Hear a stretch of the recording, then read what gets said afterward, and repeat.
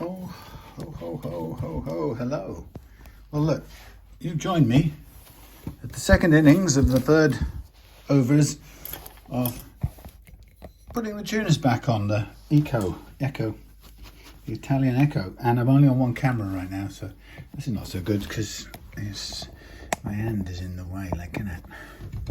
Hold on, there we are. I can see that, I can see, look in the mirror. So, sort of, yeah, reasonable view. So, I've done the refret. I had to pause. Sorry it's not on camera. It's not that exciting a process once you get going, but so after the previous clip there was a pause of about 10 days in total, I think, where I was waiting for a new set of tang nippers to come in from StewMac in the States. And sometimes StewMac gets things in really, really quickly, and sometimes it takes them, I don't know, I think these came from somewhere else. They might have brought them in from Sweden or something. Anyhow, they took longer to get here, so this was on pause. And anyway, the new tang nippers arrived, which meant I could get on with the refret, which I did last night. And today I've been doing some at home, doing some poly touching up of the edge of the fretboard. So when you put new frets on and you use the edge bevelling file to flush bevel the edges, and you have to use that file really if you want them truly flush, and that by definition that means you're going to end up running into the, if you want them to be flush, they're basically going to hit, whether you like it or not, the edge of the fingerboard, the file is, because it's the only way it's going to get the frets to be microscopically flush. Otherwise you'll end up with a little sort of chisel blade, which on your bare fingers will not feel great. So when you refret, you have to accept that you're going to get some of the original poly or whatever the finish is on the edge of the guitar. It's going to come off. So I sort of prepare for that by being ready to refinish it, touch it up by hand. And it's quite a nice process because I just sort of sit at home and do it there. Sort of kitchen sink job. Anyway, what I'm doing now is I filled all these little holes. They were too loose before. So I filled them all with little bits of cocktail stick, and I've cut them with glue, and I've cut them short, obviously flush. And now I'm just going to, I'll go down all of them. I'm basically marking a little start point for a fresh hole on all of them, and then I'm going to drill through with that on a very fine drill bit so that we get the screw going into a nice new grip. And the glue will kind of dry around the screw a bit as well, giving it some extra grip to hold on to. So what I'm going to do then is, I haven't done any sanding of the new finish that I put on the edge, but it's my experience of that, it's quite easy then to lightly sand it back with lots of different sort of suitable grades of paper, and then we get back to what ends up looking like quite a nice smooth and blended in finish. And but I think I'm going to tidy that up once I've done the precision leveling part. So having done the refret, what I have to do next is put the neck back on, and then we'll string up the guitar and do what I call the geometric setup. And that, to me, that just means the basic setup with the action exactly as I want it. And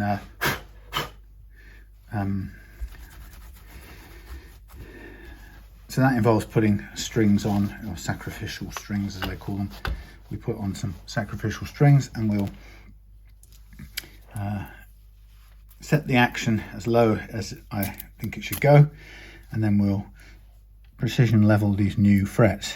And always, whenever a set of new frets goes on, they never go on microscopically level, because it's not that the frets don't go on level, often they do, but the levelness is to do with more to do with the way that the neck behaves under load, under compression, I should say, more like.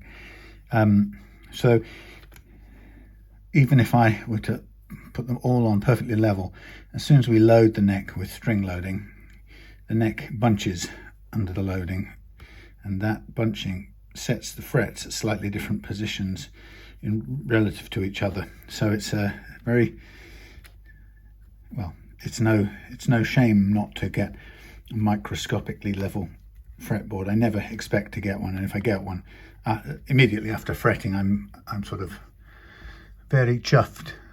Look at my hands in the way. Oh well. So these were loose before, these tuners. Now they're nice and snug because of the new holes. Everything that's going back on here is original. I haven't looked at the body of the guitar or anything for the last while, since I've been waiting to just get all of this fretting done. So I have no idea. I kind of caught myself thinking, wait a minute, do we have any, is there a bridge? I can't remember the bridge. I remember the pickups. Oh, I think the bridge is a modern bridge, isn't that right? Yes, a replacement bridge, Tunematic. Anyway, so I'm going to basically in a moment, while we've got the camera running, the one camera shoot, I will put the neck back on, and then we'll get some strings and dedicate some strings. Probably end up having to use some new ones because I don't have a set knocking about, and of course this guitar, I don't think, no, it didn't come with any strings on. So this is a little bit tricky, this, because these are vintage slot style screws, so you will well know they are very difficult to use to get any pressure or force into them without risking things skipping around.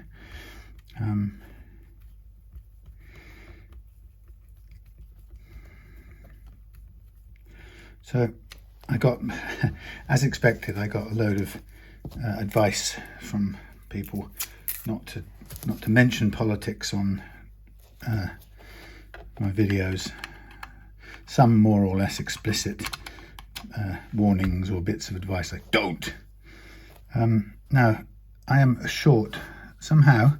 No, I'm not. It's sitting here. I thought I was short of the screw, but it's not. It's there. Yeah, you know. So it's.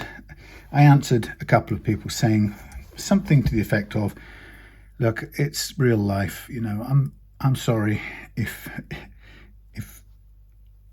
you know, if you're, you know, it's like if you go into a nice coffee shop somewhere on your travels, and what you want most of all is to maybe sit down and hear some kind of soft tinkly jazz playing while you have a coffee and read your new book that you just bought, or if you're smart, the book you haven't bought but you're just checking it out, and then you go in there, and then somebody next to you sort of brings in some screaming kids, or sits down with screaming kids, or there's people having a fight or whatever, you know, and your nice calm experience, your laid back experience is upset because you didn't want to be dealing with that.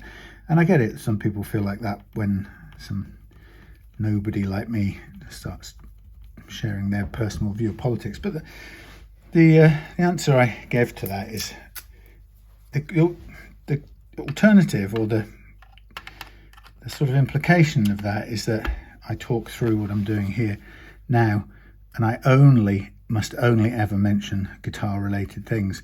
And I promise you there would be an awful lot of silence, and that might be fine for you guys. And I'm sure, you know, as I said before, a bunch of people would probably like that much better. But it's not how I like to be, frankly. You know, I'll tell you something else. I mean, I've never thought of it like this before, but think of it in a way. This thing I'm doing here with these videos, I'm doing because it's how I put food on the table, right? And it's a job, okay? And I enjoy doing it as well. So I'm lucky, inverted commas, or I'm smart because I set it up so I could earn some money doing what I enjoy. But the point is, it's what I do, and it's what puts food on the tables. And I'm going to be doing it until I kick the bucket, basically, because I haven't got anything set up, you know, to retire to, or have a great kick back and retire. You know, it's not, you know, I'm just going to be doing it anyway. And the other thing is, it's sort of this is a record of my days, you know. I don't have a Samuel Pepys style diary. I'm not keeping a journal of any kind. And so, when all's said and done, you know, before too long, I won't be around. But the only thing that will remain will be these videos on YouTube. You know, and that just, for better or for worse, it's a kind of record of who I am and what I did and what I was thinking while I was doing it.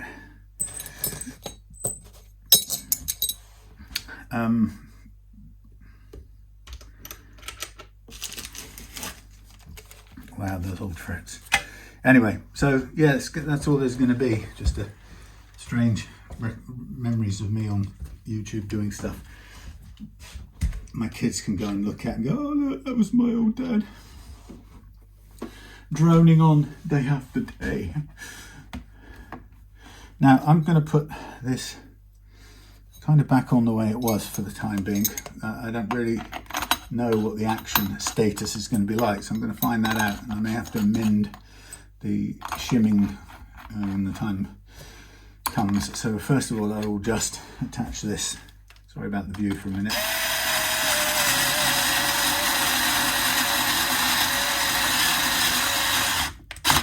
Yeah, so, you know, just a little bit of my world really, I suppose, me doing what I do every day. And I'm not going to be pretending that I don't think about these things, you know. I think about those issues a lot. One thing I've got from this comment, and I don't say this to make anyone feel bad. Just wait a minute, I'll get this together. One of the things I sort of felt or noticed was, and is to sort of stand back from it, is I recognise for me, when I talk about that stuff, what I'm trying to do is trying to understand, you know, the world, what was going on, where we're going, why the hell human beings don't seem to be able to get on together, and so on and so forth.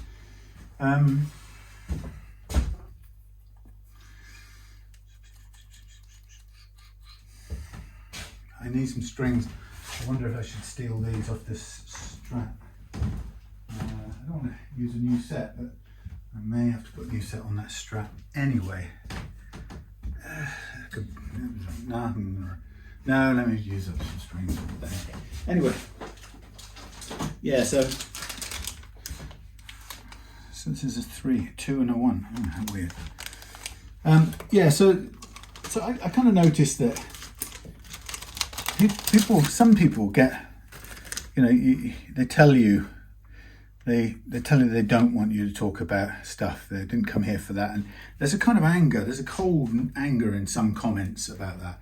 It's like, I would guess, I wouldn't know, you know, because I haven't met them face to face, but my impression from the reading of, you know, the text, which is not the most probably not the most dependable thing in the world, but I just get the feeling that, you know, the people writing are angry that I've either written about or spoken about stuff, or, you know, that they're angry because the thing I've shared possibly is so far opposite to what they think. And you know, I make no mistake, you know, having mentioned the fact that I've said I think uncontrolled immigration is a serious problem numerically, but also culturally, you know. And then I get it that some people have heard me say that on my videos, and their programming is such that they immediately write me off as a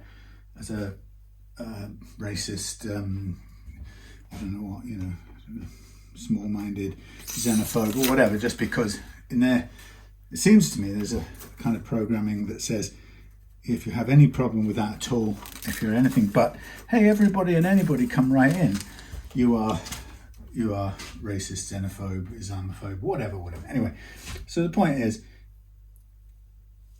we're in this weird sort of position where everybody has a view, and I've learned not to get angry at people who have different views from me.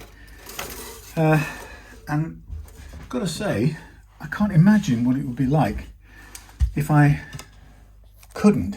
If every time I saw somebody, now I won't lie, I do have some idea of how that kind of feels, because I recall times in my life where I have reacted, you know, and I've kind of used somebody's beliefs to inform what I think of them and so on. So I'd be lying if I said I didn't know it, but I feel like I've grown out of it, not because it's anything noble to do, but just because it's totally demoralizing and limiting if you can't grow out of it. You know, if you're at the mercy of, you know, every time somebody says something different to you, that you get upset and you have to punch them in the face and walk out of a room because you are so hurt to the core or whatever, you know. Anyway, so it struck me that some of the people responding, I just really wondered how is the world going to ever work any better than it currently doesn't, if we can't, or if people having different views makes us angry. I just find that very, very,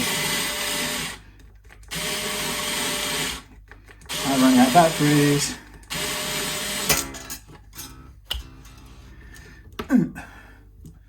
Wow, okay, let's get that on there.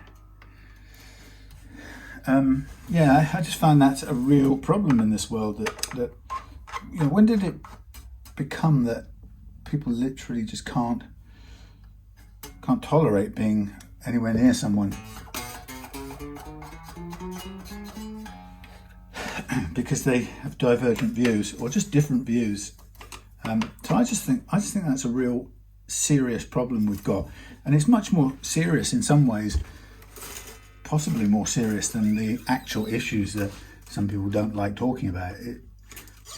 You know, I want to say to those people, you know, when you're out in public or something, or out socially or whatever you might or might not do, and somebody has a different view, are you forced to kind of punch them and shout at them, and or you know, leave the party, storm out in a fury because you've judged them as something, and therefore off you go.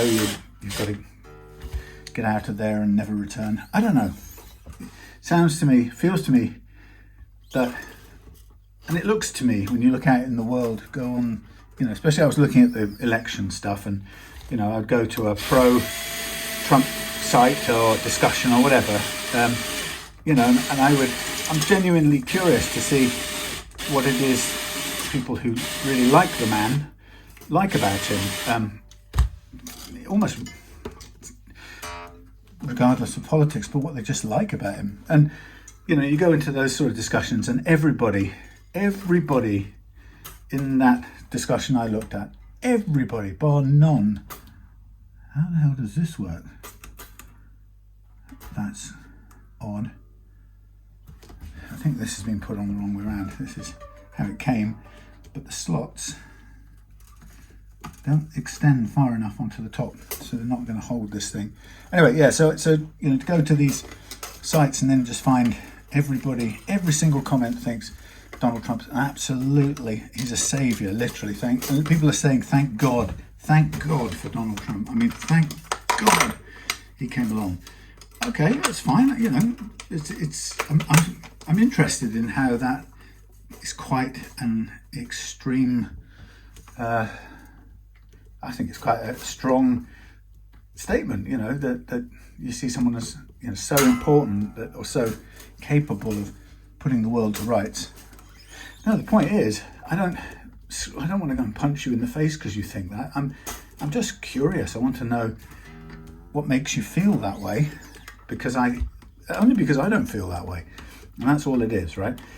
And I think what we've done in this world is we've somehow made it so that, to finish my thought, I go to that discussion group and there isn't a single differing view, and then I go to a site that thinks Donald Trump being elected was the worst thing in the universe, and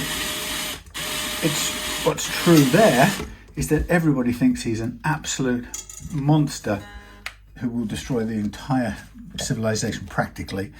And again, on that page, there is no divergence of opinion. So what is incredibly true is that when I hear people saying, don't talk about that, what I'm hearing is highly likely, whether they know it or not, those people are only going to be comfortable in one of these entirely polarized camps where nobody ever gets in who has a different opinion, because it's almost an agreement that people having different opinions is too unpleasant to abide. I just think that's why I reject being told, or the suggestion that there's something wrong in talking about stuff, if the underlying assumption is that you don't like the view that you're hearing, or you disagree with it and you don't like, you hate hearing it, or you think less of me because of something you've heard, and that's in any way uncomfortable. And the idea that I should agree or collude to not talk about it and therefore continue or perpetuate this, polarized, binary, partisan echo chamber thing, and we are really in it, and it is really a problem, and people have used the word or the expression so much in the last few years now that I think it's almost, for many people, it's lost its meaning, or if it ever had any. But I think the real consequence of it, or the real importance of it, is in situations like that, when I talk about something and people say, don't, I didn't come here for that, stop talking about that. And some of them barely able to conceal that they think, I didn't realise you were practically a member of the EDL, or a fascist, or a Tommy Robinson supporter, or, the fact that you don't automatically agree that this, that and the other means this, that and the other. And the world is just not like that. And if you think it is, what's worrying is you'll never learn anything other than that what you already know. And if you don't ever run any risk of changing your mind on anything, we will remain in these stupid 48, 52, 51, 49 polarized positions that we see non-stop these days. And there is a reason why this is happening, and the reason is that is what I think is, this is inevitable in a culture which has refuses to have discussion, or can no longer tolerate hearing different views, which people automatically write off as unpleasant, and therefore I don't want to hear it, and I don't want to be around it, I don't want to acknowledge it. and I, you know, you can couch it all day long in, I'm looking after my mental well-being, okay, and it's sort of noble, but what it's really saying is I am retaining my childlike inability to deal with the world in its true varied reality with all its different facets, you know, and this idea of, you know, the idea of safe space having been hijacked by a certain, I don't know what it is, a certain group of people, so that it means a place where nobody says anything that you or anybody will find offensive. And the idea of setting up a place where nobody finds anything offensive is the ultimate infantile.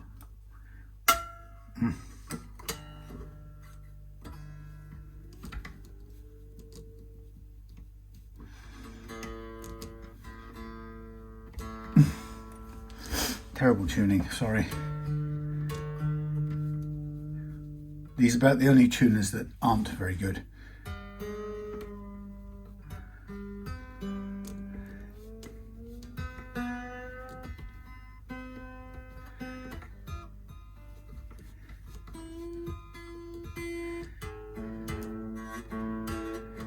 Well, so look at this, straight from the Refret, no leveling done. Let's see how it strums just as the very first start point. Anyway, the point I'm making is that's what's at stake here. That's why I won't acquiesce and refuse, you know, to talk about things.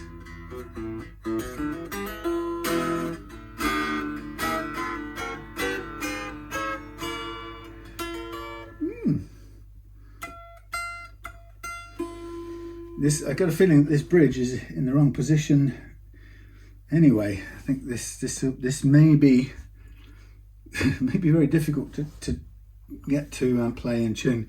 What I'm noticing too is that the use of the slightly higher 0 fret, and in conjunction with this geometry that I'm trying to set here at the overall playing action, means that you may have to replace that first fret. The beauty of the 0 fret is that it almost by default sets a good first fret playing action without you having to do anything, just by nature of the action set at this end, etc. So it doesn't really need a larger gauge, and some people insist on putting a larger gauge in their guitars, and I did on this one, and I'm wondering whether,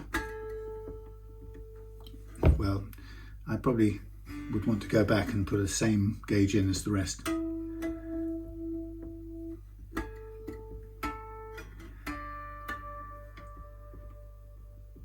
It's not a bad thing because it's just one fret.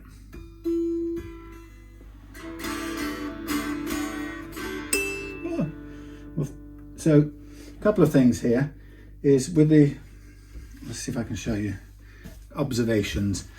So this is the first time I've seen this guitar with strings on. So the first thing I can tell you is we've got quite a low break angle, as you can tell by default. If you look at the top, the high E over there on the far side, that's just about enough to play. But in a real world, that would prefer some sort of, retainer bar. That's the first thing.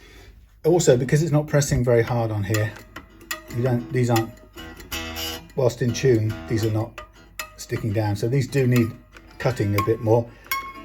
Otherwise, these are just going to fall off, right? So that's a second problem. Break angle is not great. If you have a break angle issue like this, some people go, oh, you can't bring that one down because look, you'll end up touching the back of the bridge there. Well, it's just about touching there, so it's quite a break angle. It's no problem if it touches the bridge. It's behind the bridge and it's not going to make any interference with a note. So if you have to go down as low, don't be totally freaked out and avoid it. It's just, you know, that's how it is. Now, but people, you see people taking a look at a picture photograph, a guitar photographed in eBay, and they go, "Oh, look at that Muppet! He's touching the, you know, strings are touching the back." Well, and sometimes to get a break angle that's required to make the string play, the combination of non-standard things here that never came together in the beginning but now are together, we have to get this to be, ideally we'd want this to be a tighter angle, and we may have to do it by trying to raise the bridge up. How do we raise the bridge up? Well, we have to do it by raising the shim, increasing the shim that's already in there, which I didn't do anything with just now.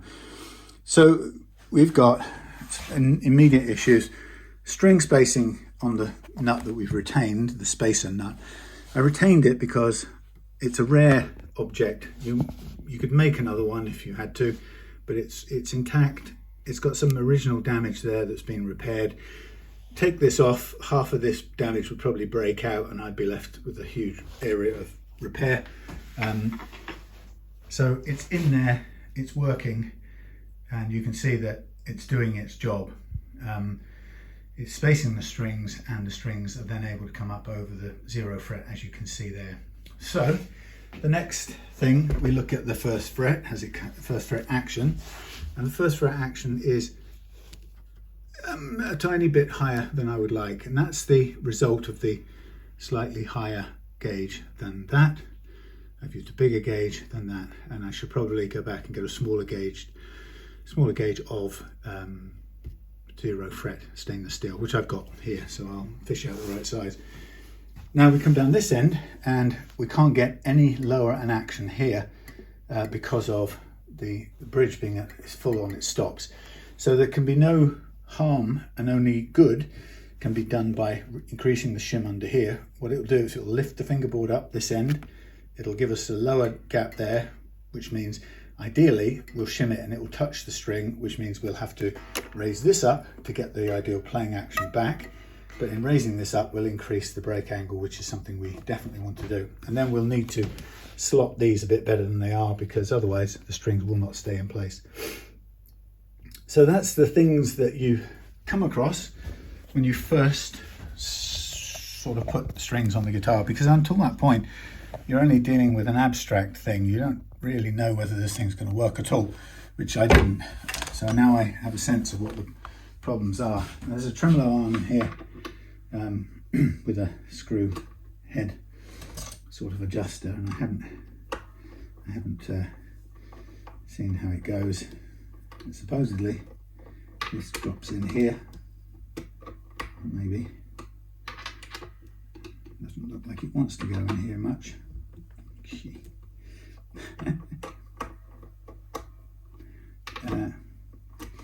Has anyone actually had this in here?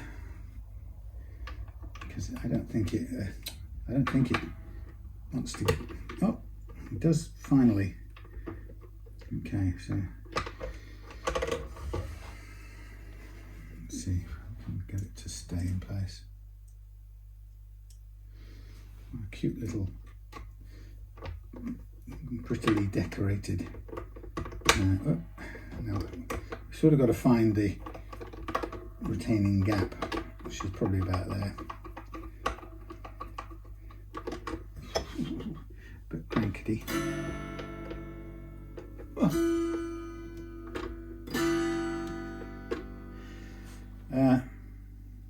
Okay.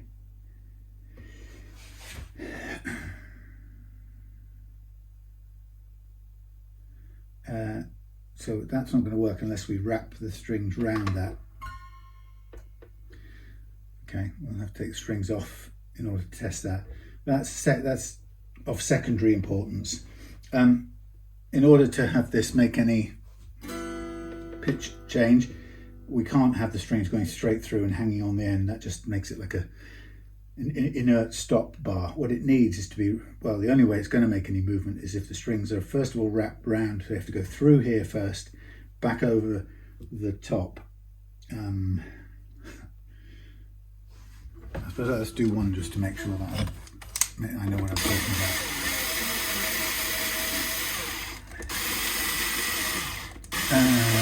about. go through.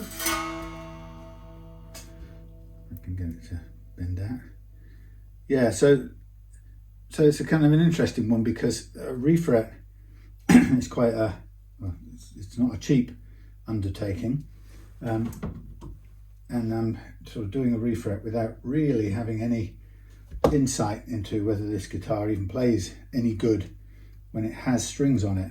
So that's a little bit uncertain. Right, so now that's all I've been able to do is put the string in that way, and this time I'm going to tighten it up with it double back on itself. So if it's going to do any tremolo action, it's going to be able to do it now with the string wound, but it's still not going to be a ton, but no less, I suppose, than a Bigsby, probably, I think.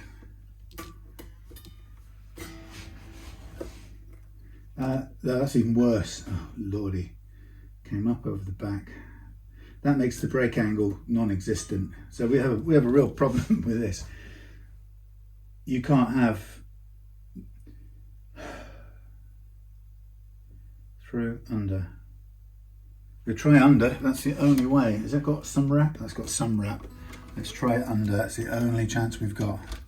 And if this breaks, we've got a spare high E string, which is good. So we've gone through, now we go under.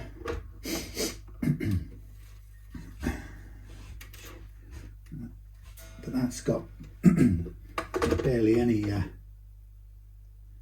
still not going to be hardly any pull on the string, unfortunately.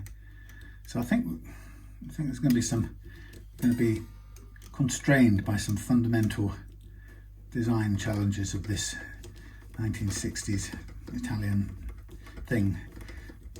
I haven't got a good look at another version, so I'm not 100% sure if every component in this is the original thing. Okay, we've got a bit of a better break angle.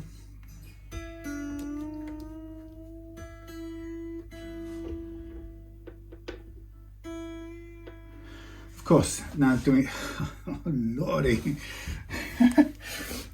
Right, I'm going to do you some little diagrams just so we can make sense of this. Right, so first version, let's have our bridge saddle. First version goes like this.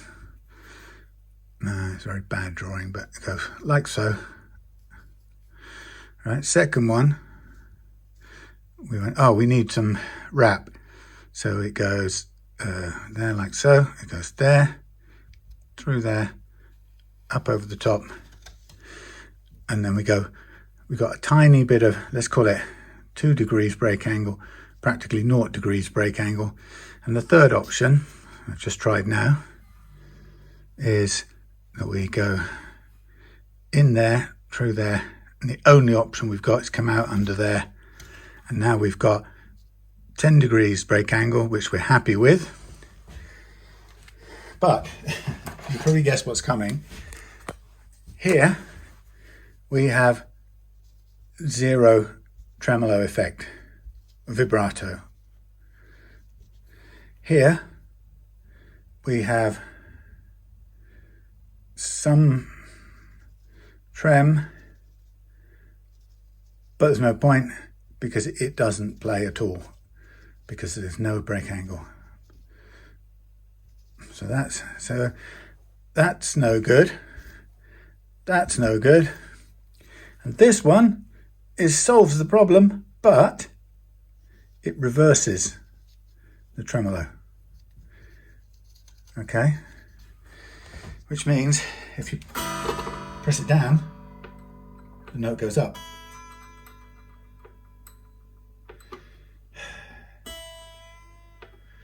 So we can't buck this piece of reality here. Like I said, if we add some additional shim to the neck, so we'll go add into the equation here, we add some shim, which brings this up higher. It won't be that much, but it brings it up higher, so we get better angle, right? we'll still get zero tremolo effect because the straight through on that bar can't give us any, it rotates around its center, right?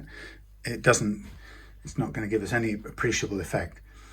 This is a better way from this point of view here, but we've totally compromised. We've raised the string right to the top of this circle, so we have to go way higher on here to make this work, and that's all that we can hope to do is that one. This one is hopeless because it's back to front, so we just give it up from the start. So the only one that can possibly work with the tremolo is the middle option, but I have to say right now that the amount of shimming that would take to make that happen on this guitar would be, well, it would be unwanted. All I can do to not prove the point, what I can do to, well, I can sort of test the point. If I take off this one again, let's put a new one on, because this is just going to break in a second, this high E. We've got a spare, thankfully.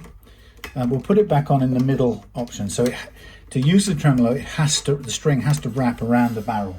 Rule number one.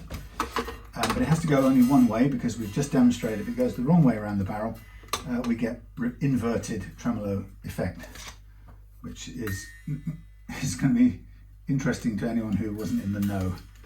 Okay, so let me just pull this out and ditch this one before it breaks.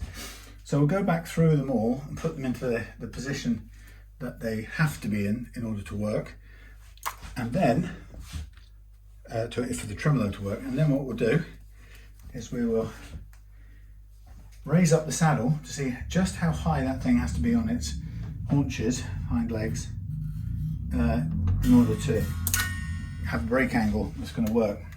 So this is the limitations we've got, and to be honest, I haven't got the faintest idea of how close or how far away from workable, sorry about this clunking, I have no idea how close or far the original was from being effective. Now this is going to take me forever. Come on, batteries. This problem could be solved by a retainer bar. Blimey. So this is now so far over the top that I can tell you right now that it's not even getting anywhere near the bridge. So what I do now is I bring the bridge up to a point that this has got to be as high as the bridge has got to be to make it even stick. Well, it's not sticking at that height, but we could do some extra work on the notch. Okay, so that's,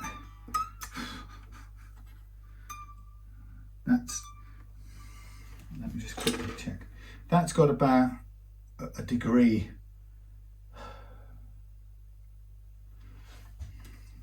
And this way it's going to go down.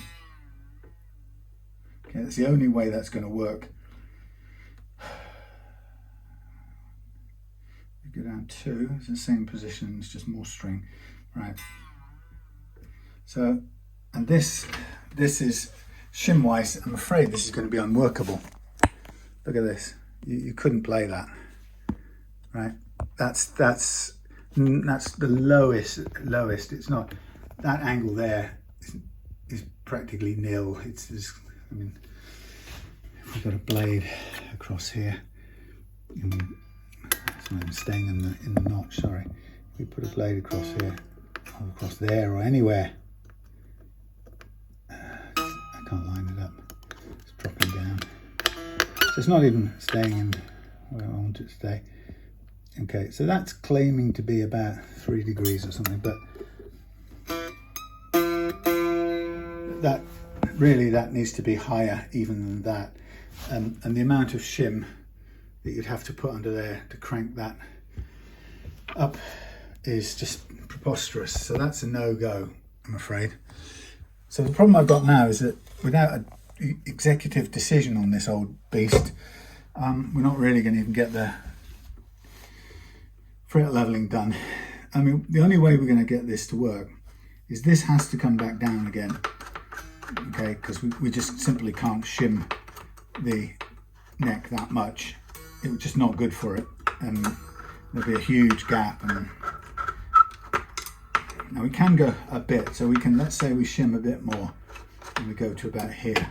We still have the same basic problem that this has got to be lowered down. And the only way I can see doing this is to put a retainer bar mounted into here, really. And there are some things you can buy called things like the Towner retainer bar, Towner vibrato thing, and it sticks to the top of solid body guitars, or even hollow. I think it's meant to sit in the center block. Anyway, the idea is that it pushes down behind the bridge to do just such a thing. So that, I'm afraid, my little lovelies, is what a nice simple thing that is, but it ain't gonna work. So I've no idea what it did before, but it isn't gonna work in this mode.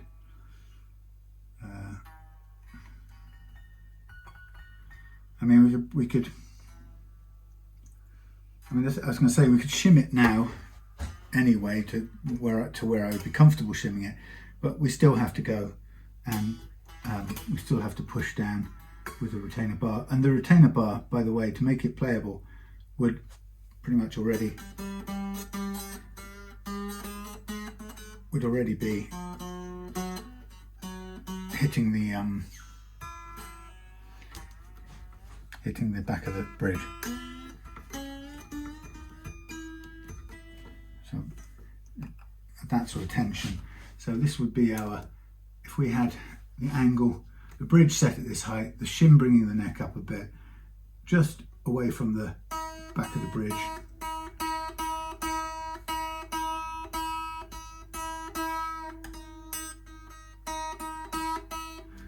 Okay.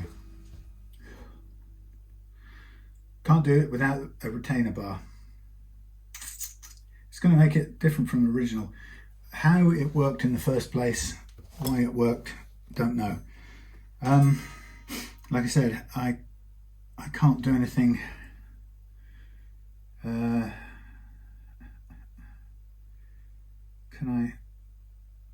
I suppose I could do the leveling if I put this back dead center again, ignore the tremolo completely for the time being, and worry about the geometry of the thing a bit later.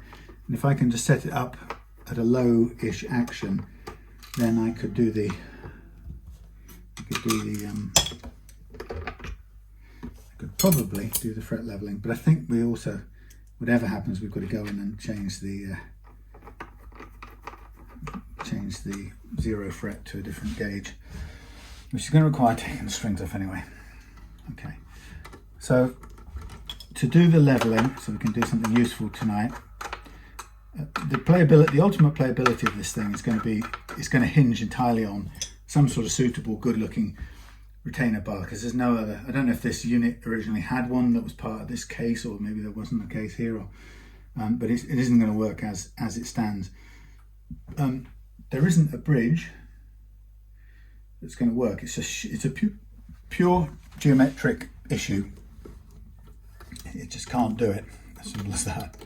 So for the time being, I'm going to take this off.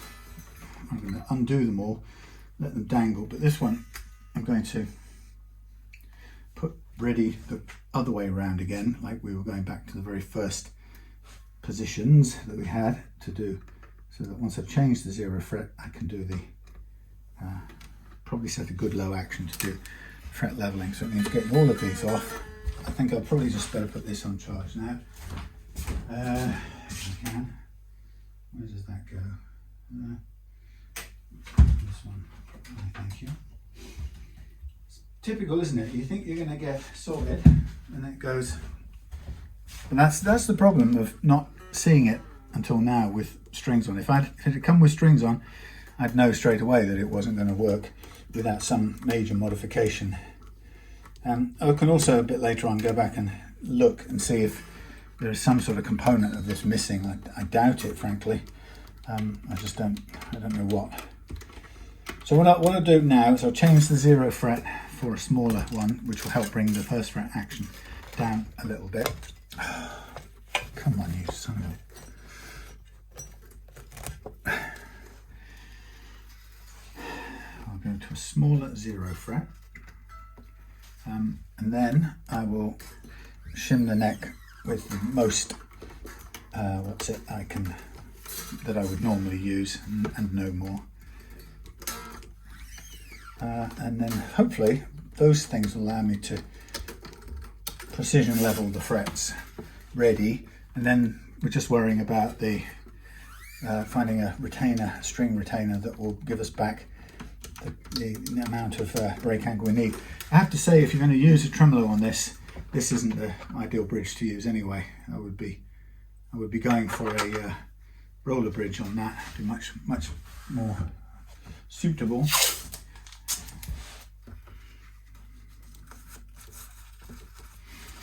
Right, so what did I say I was going to do? Right, I guess we have to gently prise off this lovely 0 fret after all that hard work putting it on. But c'est la vie. Let's see if I can persuade it to come out.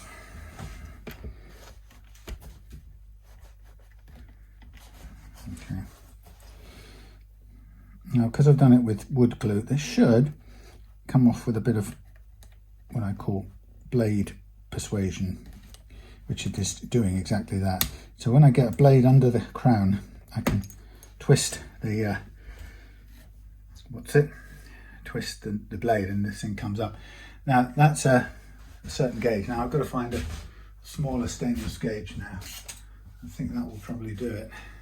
It's quite small. Let's have a look.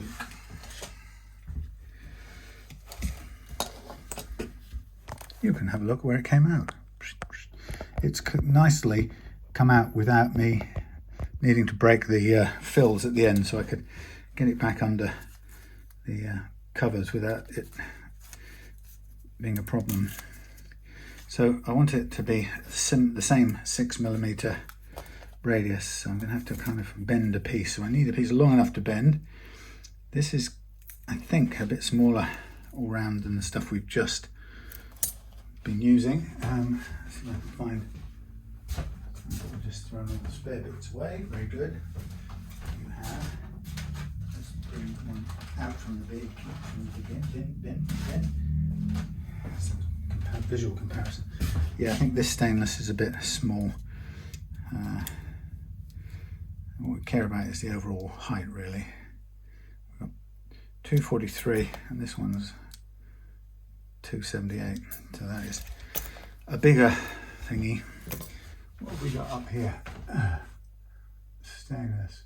58118 stainless, that's huge. Stainless, that's huge. But stainless. This is regular.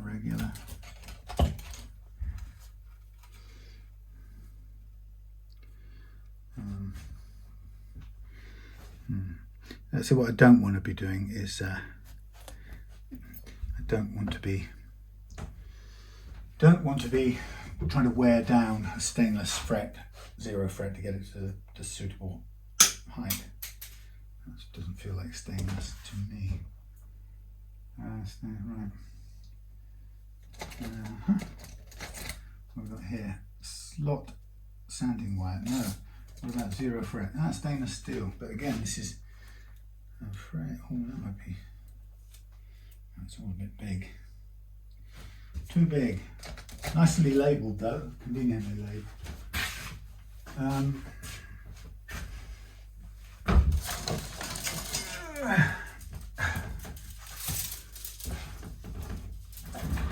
Just bear with me while I figure out what's what. StewMac Jumbo, USA Strat, Q75, something or other, FW less than just slightly, second largest, not the one I want. This is an unnamed regular wire.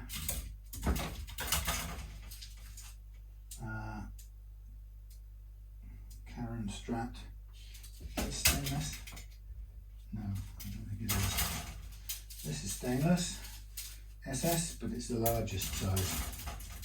Oh, darn. 240 1.3. Nickel steel, nickel silver. Not what we want. Stainless 2612. 12. That's about right. Okay, nickel 2412, 2612. Thank God this will do. Same height. Oh, blimey. So let me tear off this tab so I know that's size, and now I've got to get it to a radius. So I need a size, a piece large enough to bend, basically. You to here, you to here. Yep, that's stainless, all right. You know when it's stainless, I promise you.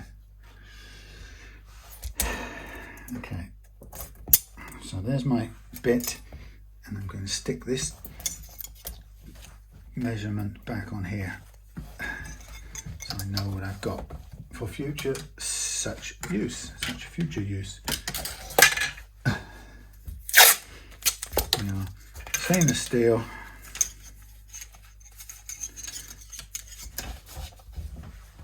Stainless steel. I think it's probably already pre-bent, but stainless steel, 2.6, 1.2 tall, 2.6 wide. There you go. I knew I had some somewhere. I'll have to put all this stuff back. Right, get my thing that I am going to bend to. I get a 6-inch insert just to measure it as I try and bend it. Right, so that's got to be tighter bent than that. Bear with me. Go through once or twice. Close, very close. Very, very close. That's actually spot on. That's 6 inches radius right there. Ooh. Right. So let's find me a nice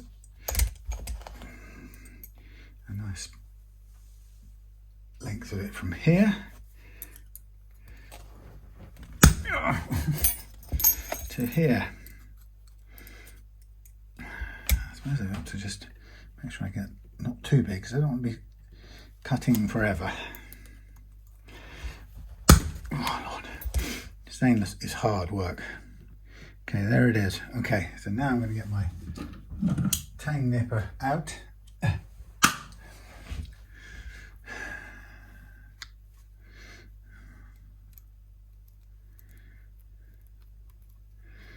Tang nipper works with stainless, just like everything else. It's hard work. So I'm just going to cut this end, and then I'm going to cut in. So this basically this stainless zero fret was basically cut and shaped off the guitar, by hand first. So I get it to its closest size, and then we'll sand it and whatnot. Get all these bits out of the way.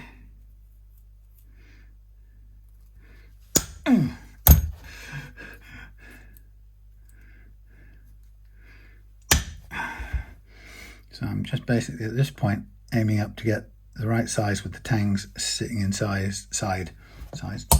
Right, so then what I do is I'm going to go to my sanding thing over there. So just hold fire there. I'm going to sand chamfer the edges of this.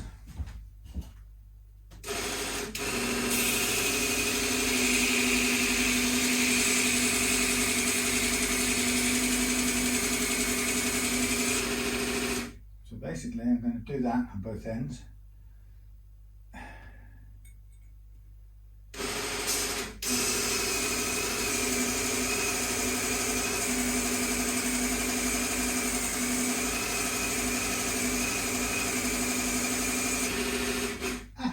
It gets too damn hot. And then the idea is to just at this point get it to the right size. Now I need to clean up the slot a bit more, but I'm looking for the right size so I can tap that in, glue it in, and it'll be the right height and size. Now, first of all, having pulled it out, I've got to keep in mind, oh shit, it hurts this thing. I've got a bit of crunchy surface I've got to take care of here, amongst other things. So again, I will be sure to take care of that using my specialist sanding device. So again, that's all I can do at this point,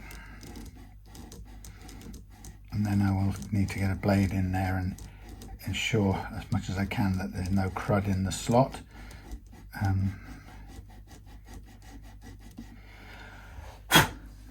Right, so I'm going to go and do a bit more off the end of here.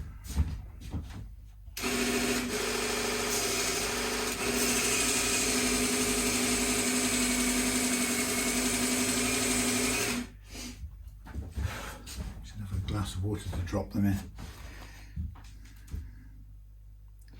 So the thing about the zero fret is that it's good in so far as you don't need to, for a given normal average height at the saddle at that end, so an averagely decent last fret action as set by the saddle, the zero fret will always give you a good first fret action because it's sort of working off the basic geometry of the neck or of the action.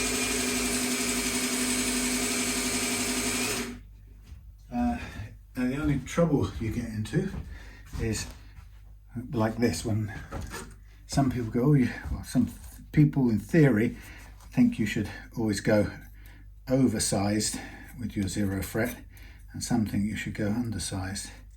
And I've just demonstrated that going oversized leaves us with too big a first fret action. So that's not the way to do it.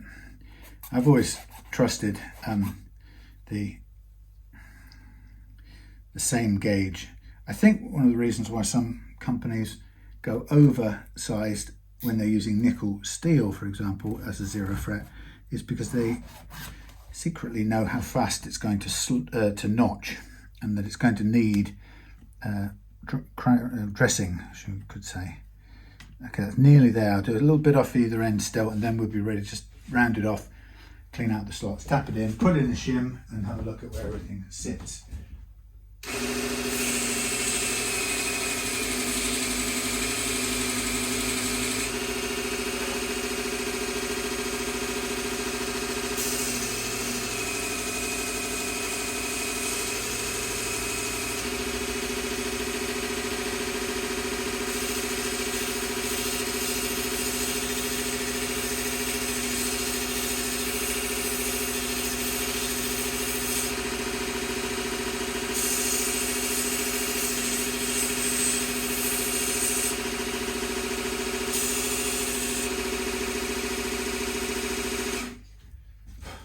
Rounded it off a little bit, and I should check it for fit first of all, and then clean out the slots, and then be ready to tap it in. I think that's a good fit, well clear of the edges, enough space for the strings to go over.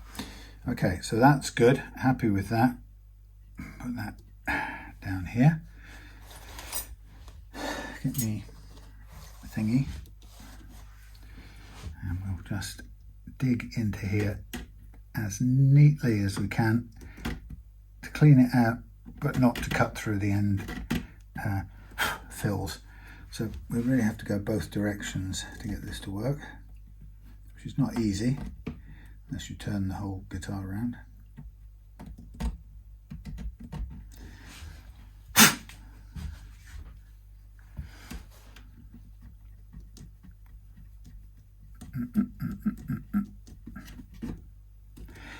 I think that'll be fine. So next thing I do is I'm going to settle that there. That's probably good enough. I'm going to get my little hammer, which is already not out. There's a small hammer. Where did it go? Where did it go? It must have been out because there it is. So I'm going to get a bit of glue and then a little block of wood. Glue, block of wood. And we'll tap this into place.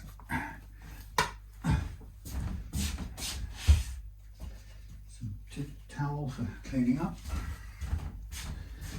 Okay, we get the blade and we go. In you go.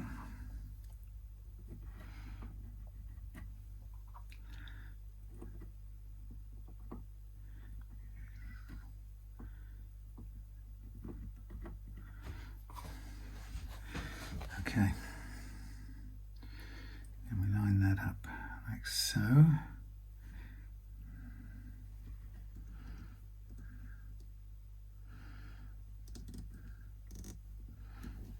Looking good. Then we get our wooden block.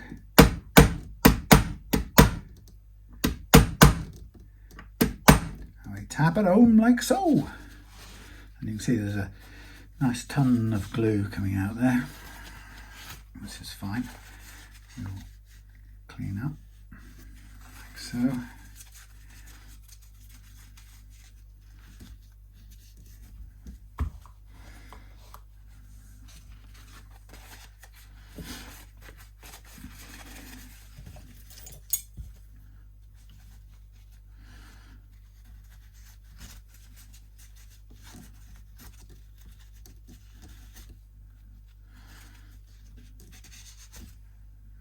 Okay,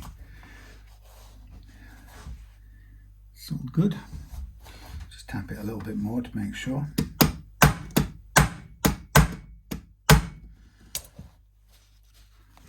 Right.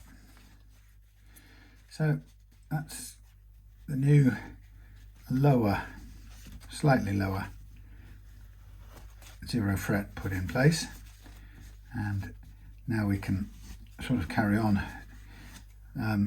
Any strings resting on that now will just basically act to press it down like a clamp, so we haven't got any worries about that. What I do want to get out is a piece of brass ready for shim. I'm going to take a piece of 0.5mm brass, which is what I normally, with the max I would normally use, but it's okay. Doesn't matter that it's the max, but I don't want to go any larger than that. So I'm going to make myself a shim. Wasn't quite sure about where the screws sit, so I'll guess it for the time being, and then cut it, and then we'll take the neck off and see how it fits.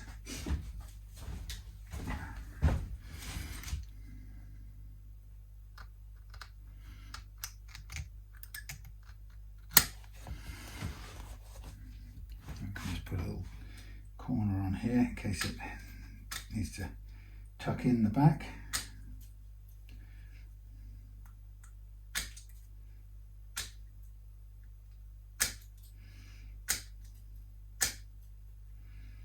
Like so. Something like that.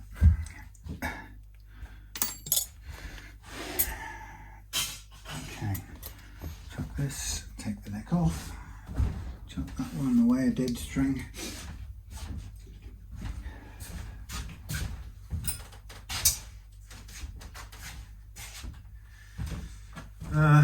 Right, now I don't have my screwdriver, but let's use this instead. Where is this? There is that.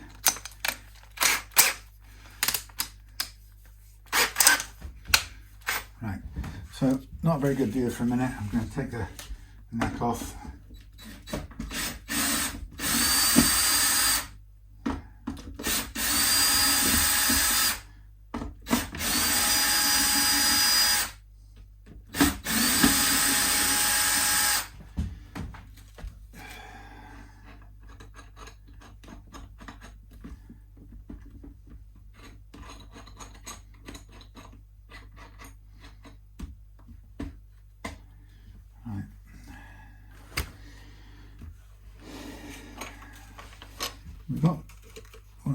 quite a big shim in the back here already, so they've not skimmed on the shims.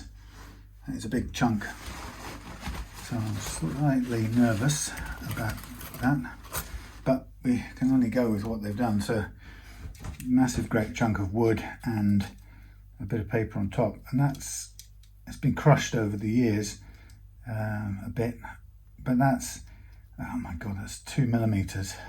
But the point is, whatever it is, it's not enough, so I'm going to add my shim to this solid block, and I'm going to make the whole thing, put a bit of tape on the back so it can stick down.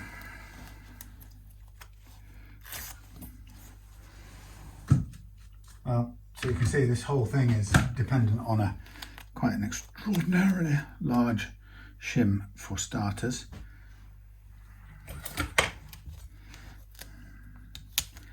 Which is more than I would like, but we don't really have much choice. So I'm just going to stick that on there for a minute, and we probably stick that on there for the sticky side. So what I'm doing is I'm just going to cut around this,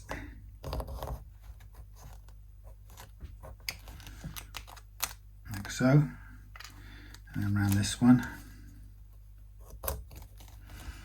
Doesn't really need to be sticking out all that much at the back the way it is, but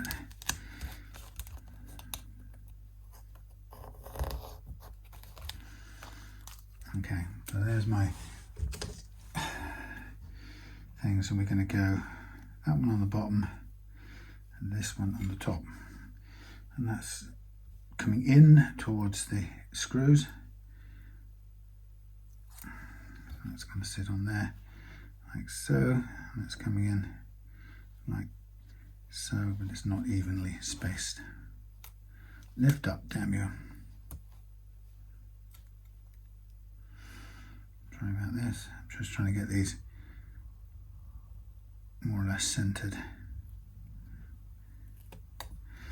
Okay, so well, that is a chunk, but we have no choice, I'm afraid. This thing won't play without it. The only alternative is you literally build up the neck heel and push this higher, but this is the sort of equivalent of doing that, basically. Now what I'm going to do is just gently hook this one in there.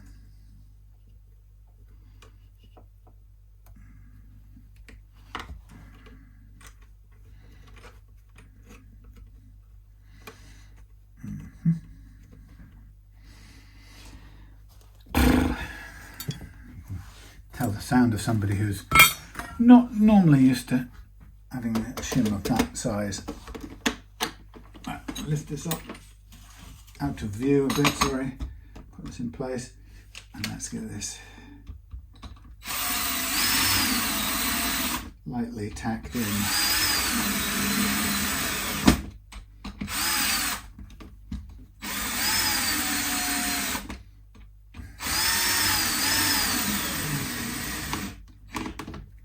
Creaking. Let's take the torque off there for a minute.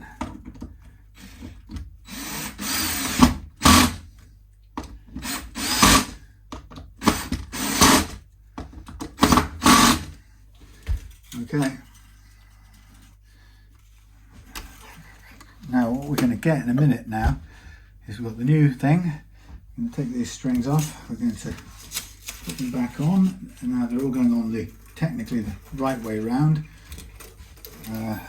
which we know won't work without there being a stop bar or a downforce tension bar. So we've got to have that. There's no two ways around that. Let's borrow the string winder upper.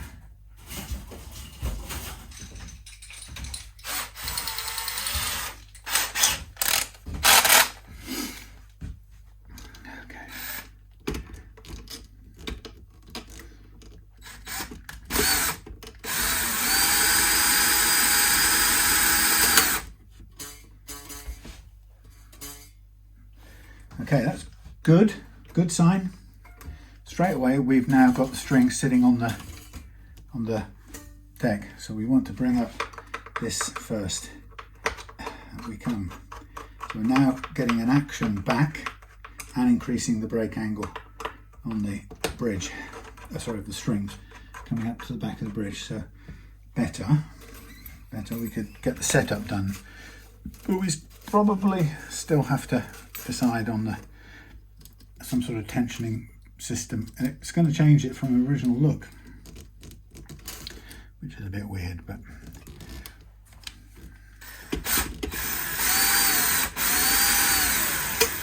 so some people might be wondering whether this thing has lost its changed shape over the years, and it worked much better in the beginning, and I'm not 100% sure it would have. This is being a solid body guitar, there's not an awful lot for this to change shape in terms of I mean,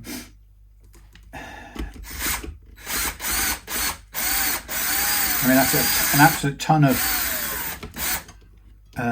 shim going on in there to get it just to the right height, so I can't see how it would have worked in the first place if it doesn't work now, but who knows, eh? Right, let's get this unhooked. Anyway, so there we are. So today was Saturday. I had to do some accounting stuff, which took most of the morning and afternoon. And it's interesting when you have a business and you do kind of accounting. I mean, it's part of me hates the thought of it, or used to hate the thought of it, and now I find it a bit more interesting to be able to sort of see, oh, okay, so if I'd have got paid for this month instead of next month, then that would have looked different, and this looks like this, and so and you can sort of see the areas where you could maybe might make sense to try for I don't know, do some different kind of business if possible, rather than doing more of one thing or do less of another. I mean, what's true is in guitar setup, certainly from my perspective, a hell of a lot of my costs are just parts, and it's very easy to see why somebody was doing something, they would want to go with the cheapest parts, because it's the quickest way to changing your profitability.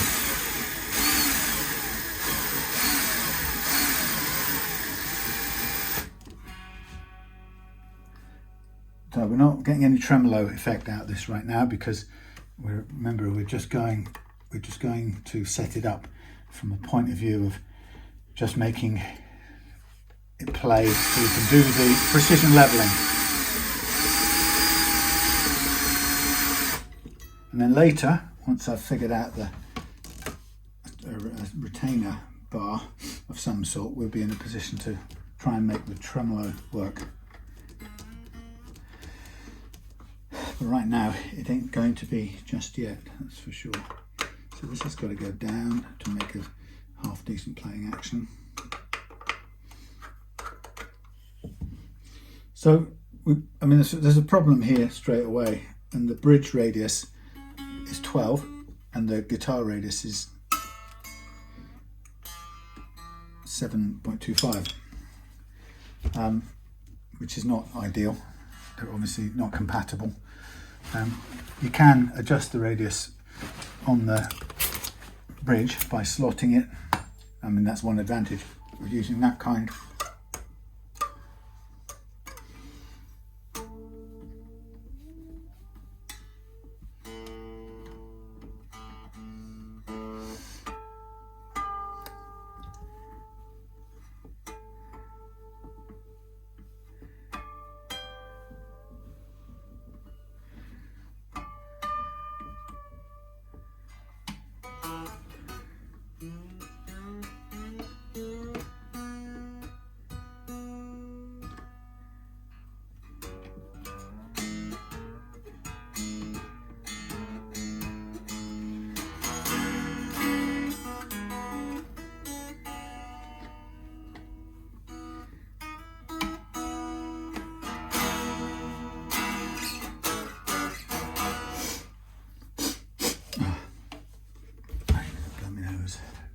So that's where we get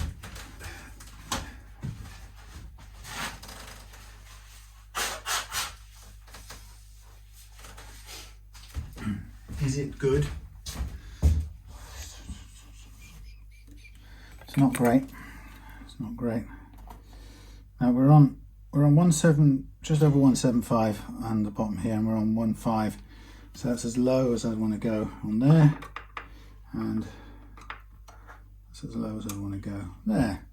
So this is the sort of action that I'd be wanting to test the frets out on, as in level them.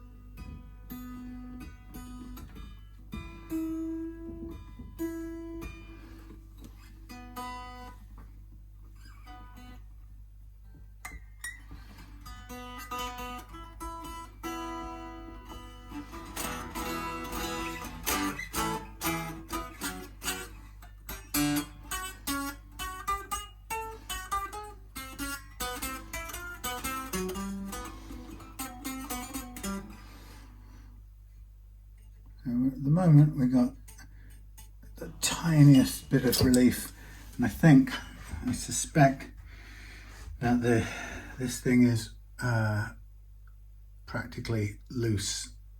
So that's as much, and tens, that's as much relief as we're going to get in that neck. It's not unplayable, it means we have to work on it now with the precision fret leveling. So this is where we get stuck into that and we make it work. Still minus the kind of tremolo function, but we sort of know that, we know about that. So the neck itself is practically flat, hence those notes in the middle were just starting to struggle at that action. So I'm going to try and tame it with our friend, the thingy.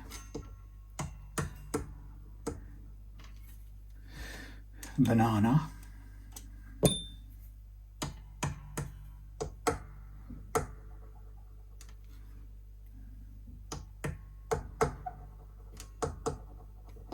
That will do.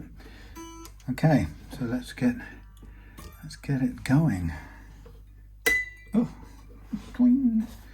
So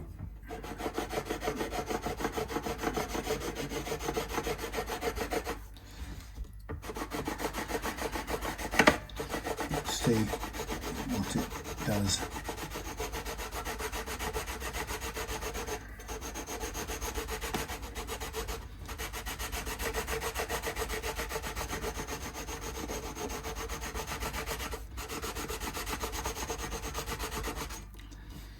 Okay, so we've got a high-ish spot around 12.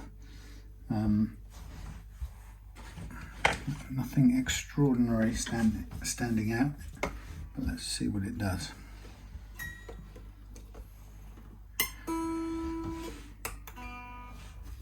So the idea is, once I've done the quick level, play every note. And we'll give them another little tiny go after that. So it's not bad at all, just a fraction high in one place, relatively. As I said before, that could be as much, is likely to be as much the bunching of the neck under compression as anything about the fretting in the first place, which is pretty much what I've learned over time.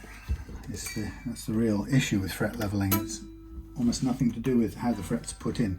I mean, you can get them wrong if you don't clean the slots out, or if you don't hit them in, or they get stuck up with glue or something.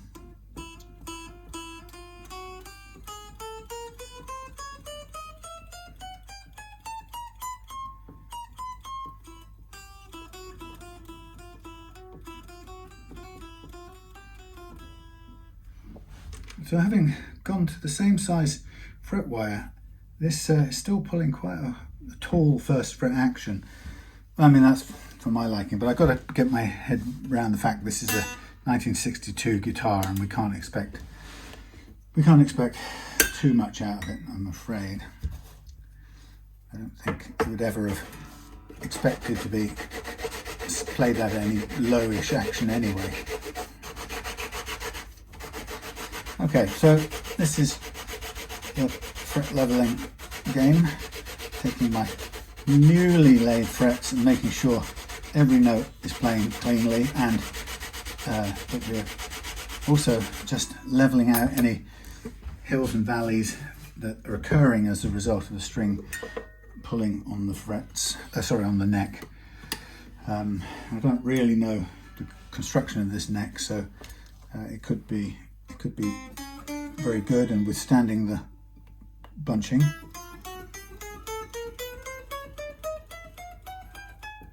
Well, they all play, even though because this is a 12, they're getting the action's getting lower as we come towards the center, and it's higher at the edges. Like I say, we could adjust that by lowering the slots as we go through, or the trouble is you're not going to find a 6-inch radius vintage bridge, so if the original bridge is no longer here, you're stuck with a mismatch at the best of times. I don't think there is another alternative. I don't think you'd find a 6-inch radius bridge anywhere. You might, you could probably make one easier than you could find one, to be honest. Okay, so that needs a bit of a bow in it, a little curve. Yeah, so that's weird, isn't it? Easier to make one than find one, probably. I mean, some of these old 60s guitars might just about, you might just about be able to turn one up somewhere, but you know, given this is now a 7.25 radius neck, so you're looking for a StewMac style 7.5-inch radius bridge. I don't think you'll find one. I don't think you will. Right, so I'm just using this string spreader to get the strings out the way to level what I call the G track.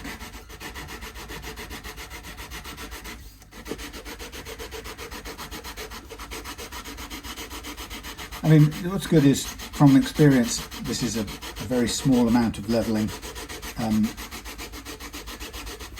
make it, you know, to perfect the playing action. So it was a good refret, but now we're taking care of the bumps and hills and valleys that the neck assumes only when it's under load. That's the funny part. It doesn't do it with the strings off, because the neck relaxes. So now we're going to listen to the G string.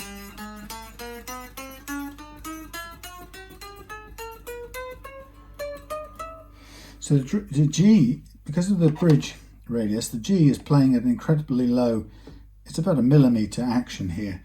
That's the consequence of this.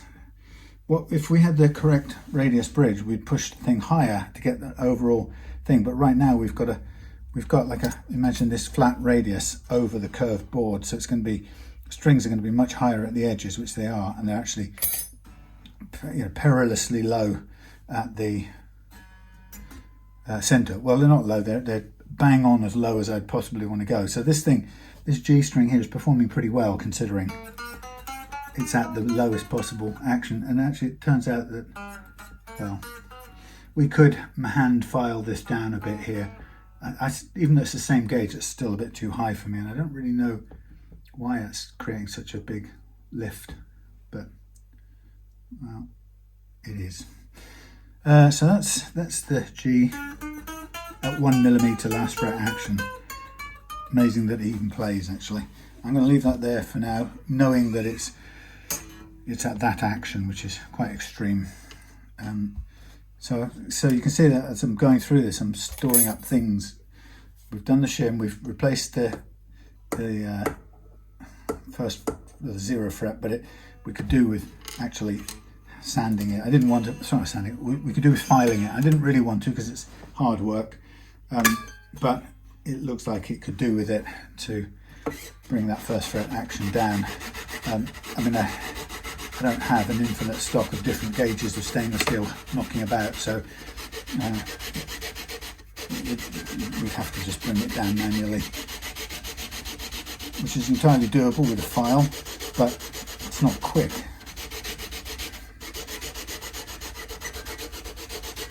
So this is the D track, as I call it, and it's obviously a wound string, so we're now getting bigger and the strings move more. So like the G, because of this incompatible radius bridge, the G string at the moment is now going to be at a ridiculous 1mm last fret action, which I wouldn't expect.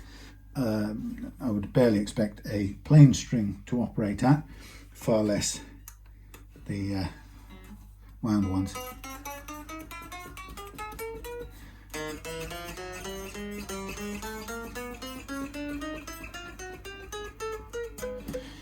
Well, that's good. All the individual notes are playing. There's a little bit of what I call fret sizzle or fret slap in the first half, but again, that partly because we're stuck with a very flat neck profile because the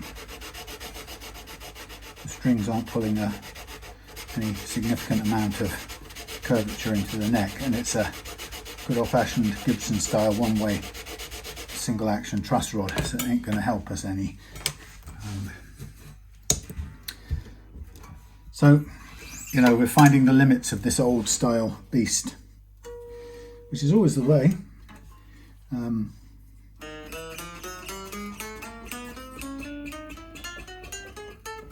Now what's going to happen is as it moves to the A, typically now the A and the E would give us even more fret slap, as I would call it. But it's not necessarily going to be representative now, because we know that the action is actually increased because of the bridge incompatibility, which is a slightly strange situation to be in. So the action is currently higher than I would normally have it at this point on these last two strings. So I have to sort of keep that in mind and not be in the least bit forgiving. I need to punish it, if you get what I mean. Also, these notches are not holding the strings, so as soon as I try and spread the strings, the things are going everywhere.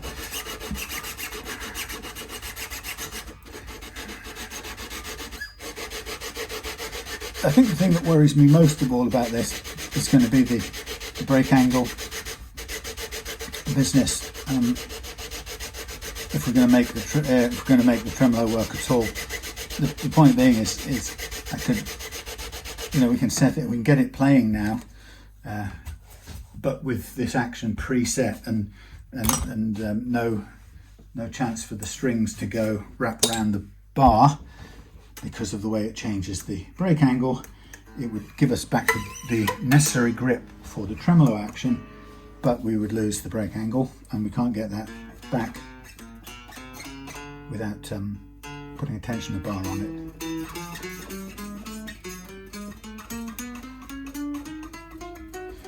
So they're playing all right. It's just a tiny hint of the sort of what I call the fret slap, but it's more of a sizzle. But I will just come back and work this second half a little bit more, very gently and light, hardly any downward pressure.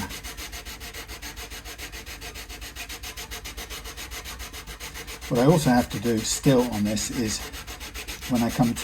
just before I come to sand and polish the frets out, I need to sand back the edges and blend them in with the rest of the neck.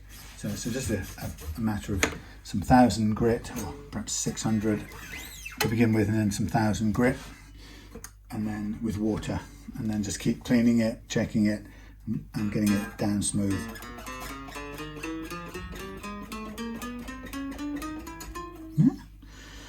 That's okay. And here we go on the last one. Set the calibration right. So I think what I'll do after this is I will, what will we do? We'll get ready to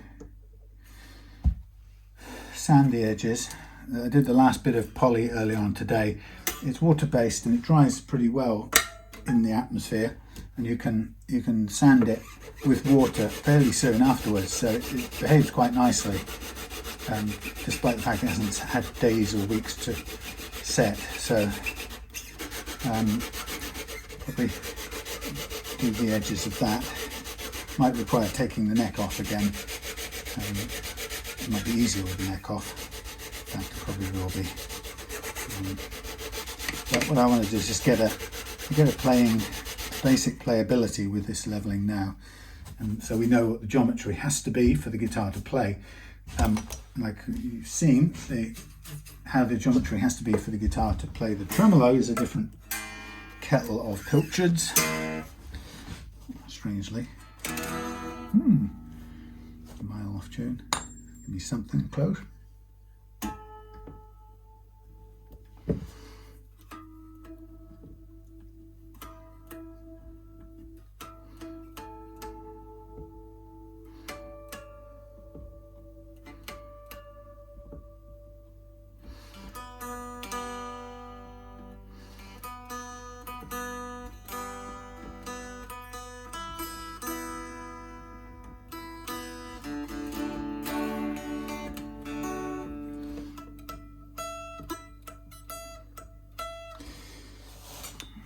Let's just have a, while we're here playing this game, sorry about the view, I don't know what you can see here.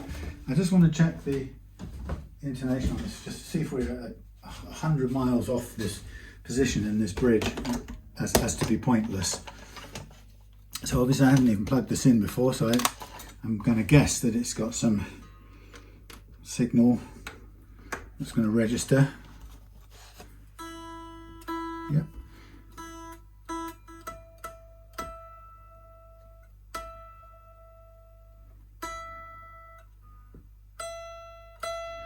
Way sharp.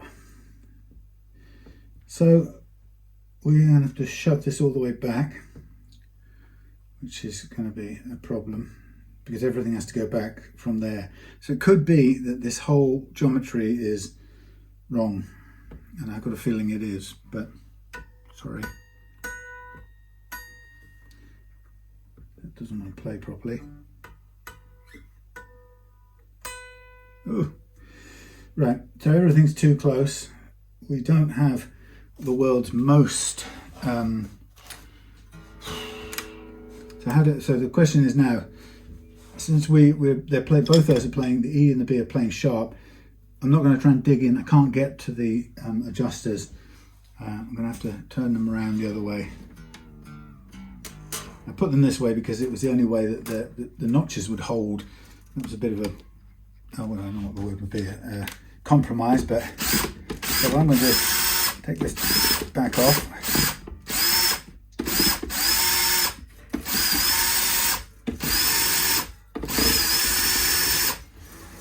So now I'm going to lift this off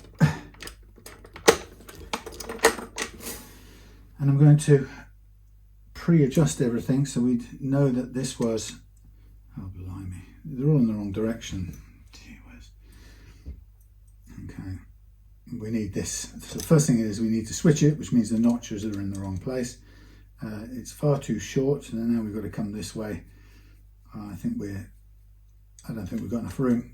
I'm going to put it as I'm going to set this up as far to the back as it can possibly be to lower it, but we've got no further adjustment on the other side. So I think the bottom line is that we're going to end up having to admit that this is out of range, so it either has to be moved or we get some other kind of bridge with a greater range of rear movement. So I put this back on in this sort of pre-set position, but it is as I've used the range of here to set it as far as it will go in any direction. And I've got the pattern dialed in, but it's, you know, the high E is always the longest. Sorry, the low E is always the longest. So I've kind of set that in, baked that in, back up to the D. Yeah, that's the right pattern. That's just as absolutely much compensation as we're going to get on this bridge. If this isn't right, then the bottom line is the bridge is in the wrong position, or the neck is in the wrong position more likely, since there's no actual proper fixture for the neck in here. So,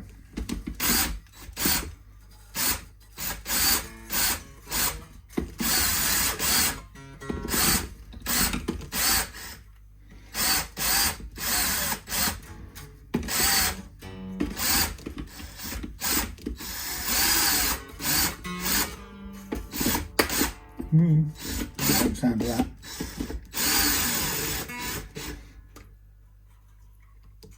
Yeah, it's not even resting on the bleeding slots because they don't. Oh, what's going on there? I don't even know what's going on. Oh, I see. It's coming out of the. Nice going, Batman.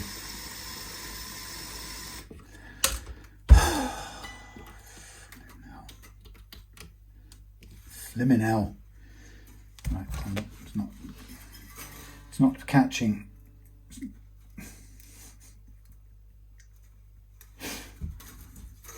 Please, come on, please.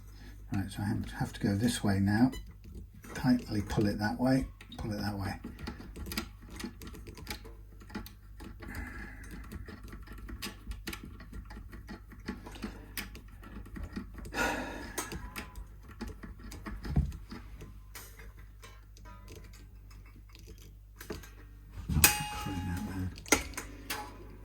So we don't have any slots. First of all, I'm gonna dig a slight bit of a slot in each of these, because without a bit of slot going backwards, we are not going to get the strings to stay in place. So we have to do it going backwards, like so. Get in the slot.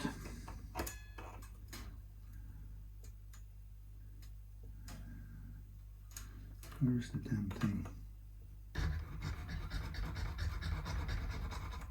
There you go.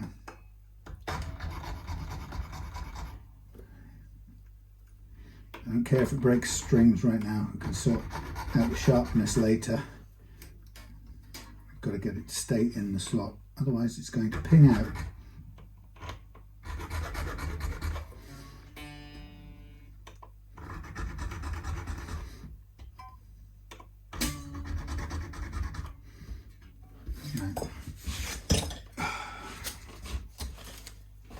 So you can see that this is definitely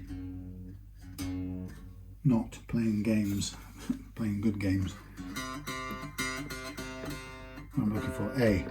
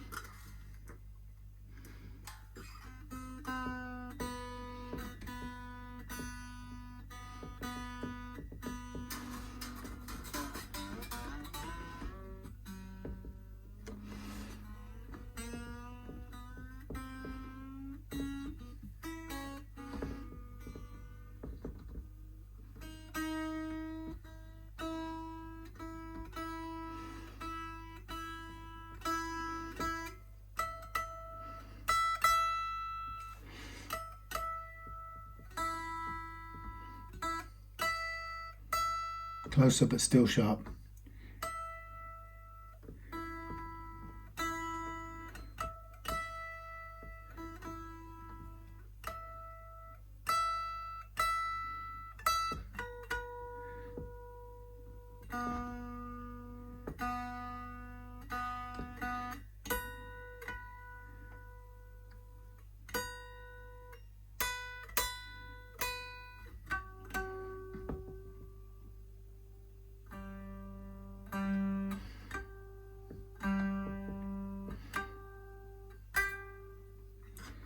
just about on.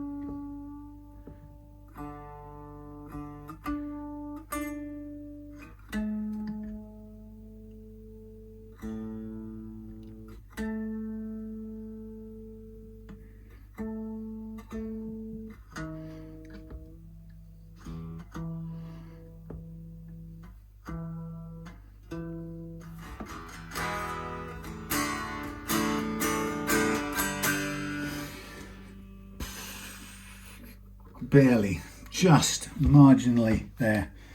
So that's an issue to consider. Otherwise we can get a bridge with a better suited bridge with more room. Well, okay, that's that bit.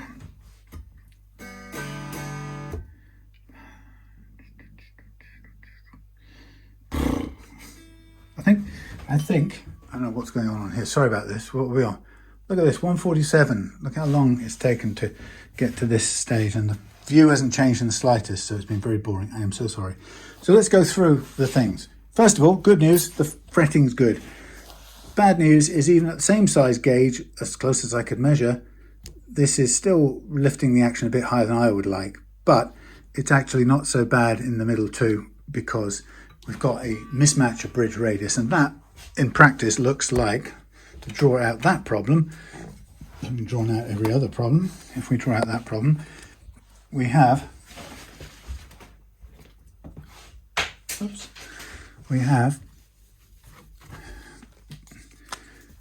7.25 radius at the neck end, and at the far end here we've got 12-inch radius like that. So there's a mismatch between those, and what it means is that the distance, the height, I guess you could look at it like this, the height of the string, the E strings are very tall. On the D and the G it's low, and the A and the B are higher again. So you can see that that mismatch gives us a problem.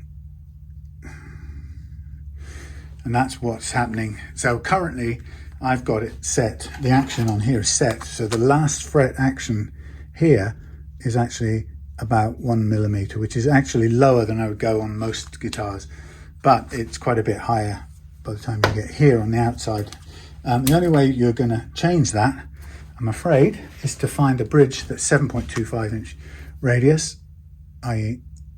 like so, more like that, or you cut the slots down like so.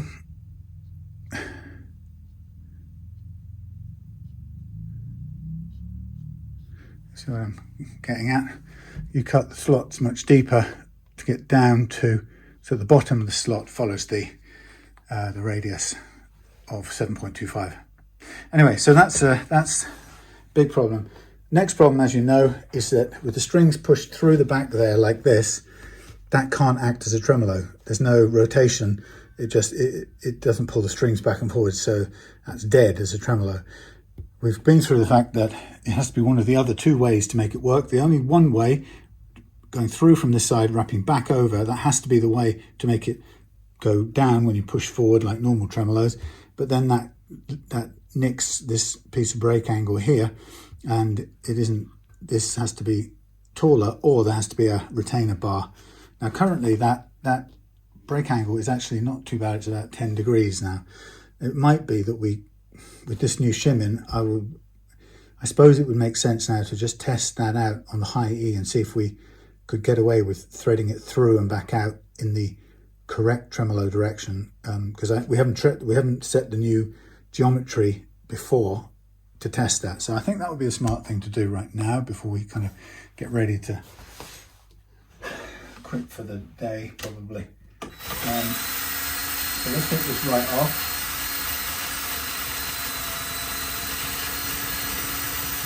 So don't forget, we've done the fret leveling, so that's sorted and out of the way. Now I'm going to come through the correct direction. Oh yeah, so we've got a problem with the mismatch of the radius of the bridge versus the actual nut, and not just the nut, sorry, but the radius of the fingerboard.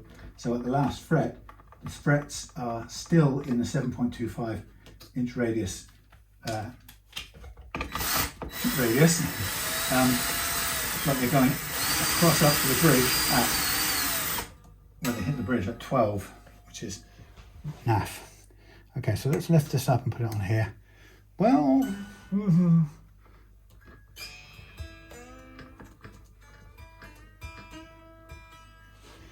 okay, so we have do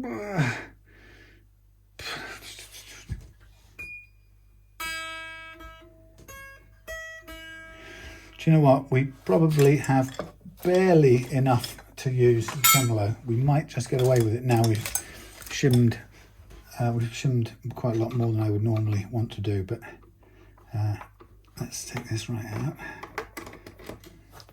Drop this in. Come along, you.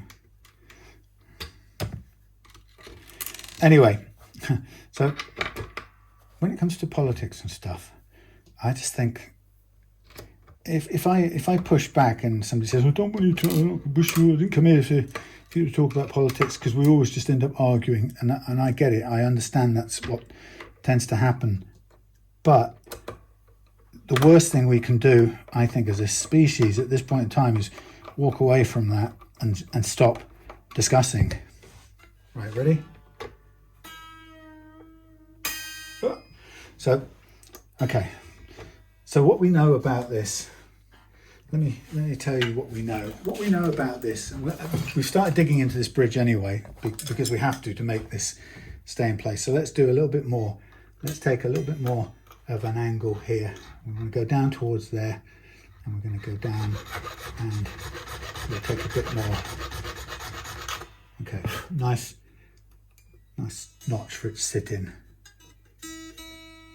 Okay, and that's going to obviously be a little bit lower anyway than before.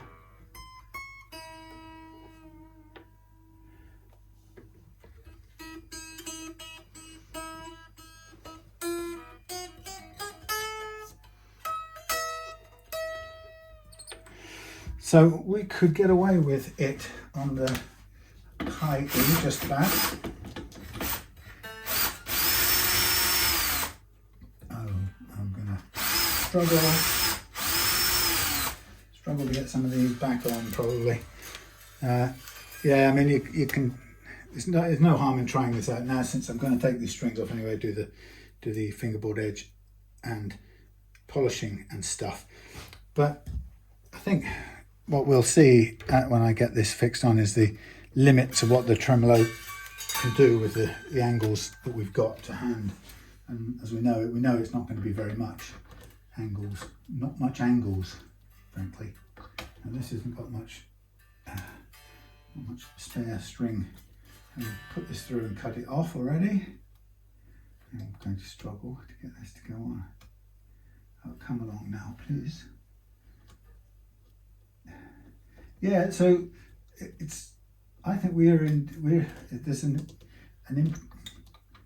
imperative that we don't do this thing of hiding away and not talking about it, because the truth is, all that happens when we do that, when any of us do that, when we all do that, we by default we stay in our thingies, hideaway places.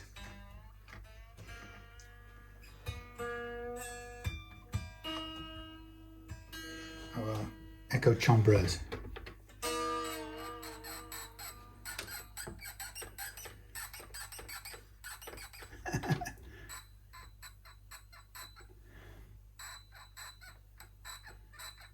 Nice.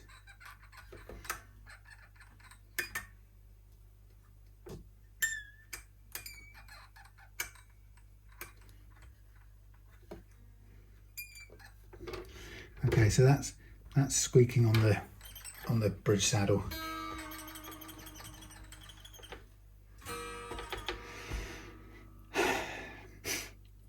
Anyway, yeah. So yeah, that's my take on it. I think if I talk about stuff like that, it's not because I just want to piss you off, or even that I want to set up uncomfortable subjects or confrontations that will, are bound to come out of it because everybody's got a view and everybody typically gets pissed off and annoyed. It's not because I want to do that. It's because actually in my world, and this is my world as I stand here, this is real life. It's not some sort of rehearsal thing.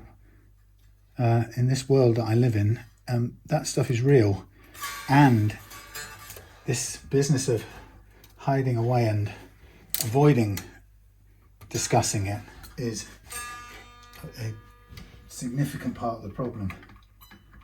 It's implicated in why things are so bad, or why things are as bad as they seem to be at the moment. So I think we're in a kind of important time in history, really. Son of a bitch. See, now I've gone around the barrel, I've got no more room. That's important too. Yeah, I think we're in pretty difficult times, and I think the idea of just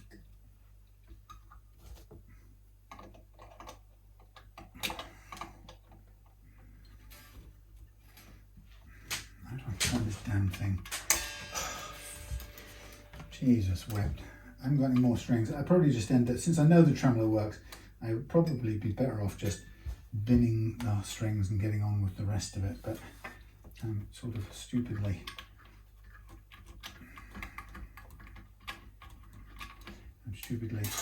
attached to getting this damn thing on and trying it. Sorry you're not getting a very good view at all. Oh.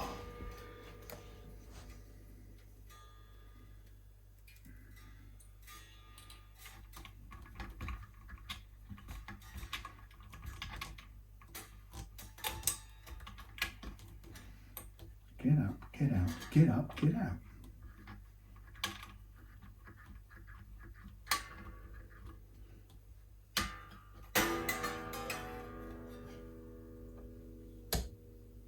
Thank you. That's right, just fall over, why don't you? I literally cannot get my hand on this thing.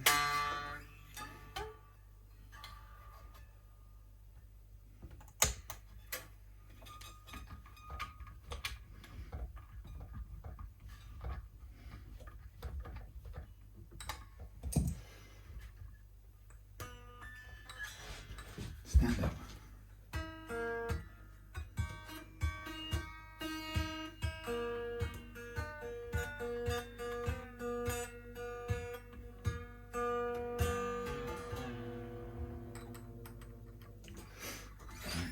Anyway, yeah, so there you go. So if any of you people take real offence and can't bear it, then I don't mind, genuinely don't mind if people can't hack it and they think it's too upsetting for them or too triggering or whatever the hell it is that goes on when people get angry because of what someone else has in their brain. I find that just incredible, frankly. But if that's you, then honestly, you'd be better off, being somewhere else where that won't happen to you. I don't want you to be triggered and upset.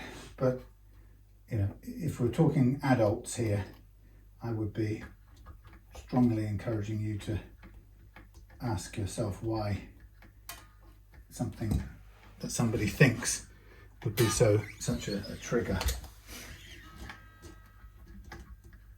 I just find that hard to believe.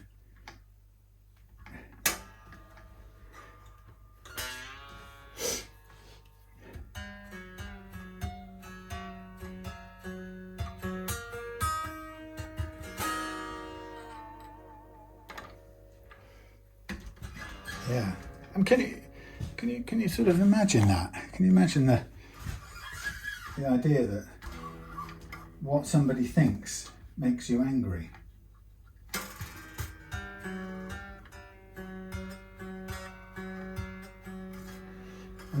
And when people don't like hearing, or they get angry when somebody else says something like, "I think Joe Biden's the best thing since sliced bread."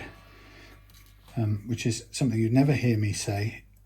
But a lot of the people who would say, absolutely say, without a doubt, would say the trumpet for them is the saviour virtually. Their hatred of other people's opinions usually is kind of on the same level as their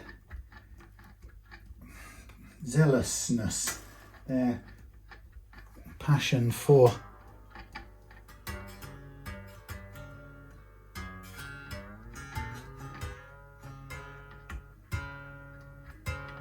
their passion for the opposite side. And actually, I suppose that's quite a good metric, really, because I find in my experience is that people who can handle and welcome discussions or hearing about and discussing and exploring other people's stances or opinions, people who are comfortable with that aren't people who hold sort of zealous views on things. Their views are, they may hold them very strongly, but they don't chant them in three-word kind of phrases and whoop it up at conferences. So the more what word would be?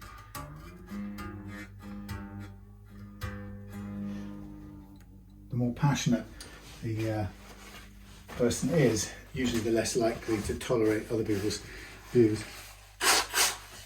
Yeah, the more attached they are to their own view, the less tolerant they are of other people's views, is a pretty straightforward way. I appear to be running out of batteries. Low power mode or close. It's conked me out. Oh no, it's about to. Look, I'm going to call it quits for there, and we'll come back another day when I've figured out how we're going to make this play better. You can probably see there, that's the only angle we're getting, and it's pretty poor for a tremolo. So the only way this tremolo is going to work is to have a retainer bar and a different bridge, but apart from that, we've just about got it to play, and we're just about in intonation.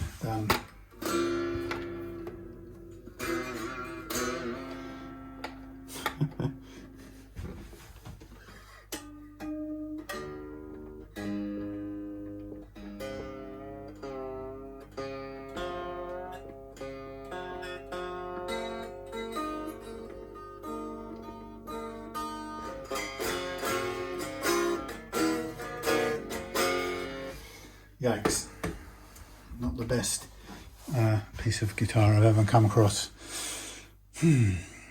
Okay, let's we'll go home and we'll work out what we can do.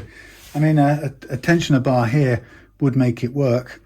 I would recommend a different kind of bridge if we can, but we're not going to get one at that radius. So the only way we're going to get it is to cut that down, cut the slot down until we get down to. Oh, we're not far off there at the moment. Actually, it's not bad on the high E side. I'll let it off, but if we go down too much on the low E side, well, I've cut the slot down a bit on the high E side already just to make it work. But let's see if we can get anywhere close. 150. Oh, yeah, I mean, this is just never going to work without a retainer of some kind. That's my thing. Sorry about this terrible last view.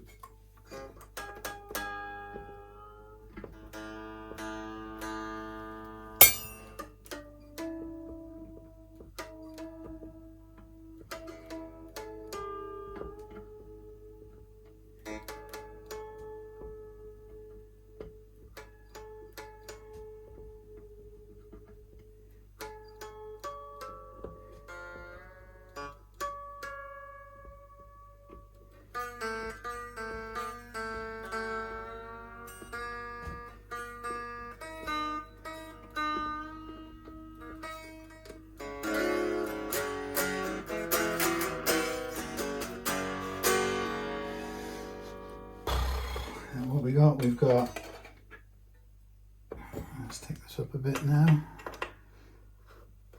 up a tiny bit. We've got 125, we've got nearly 150, we've got a bit with this one as well.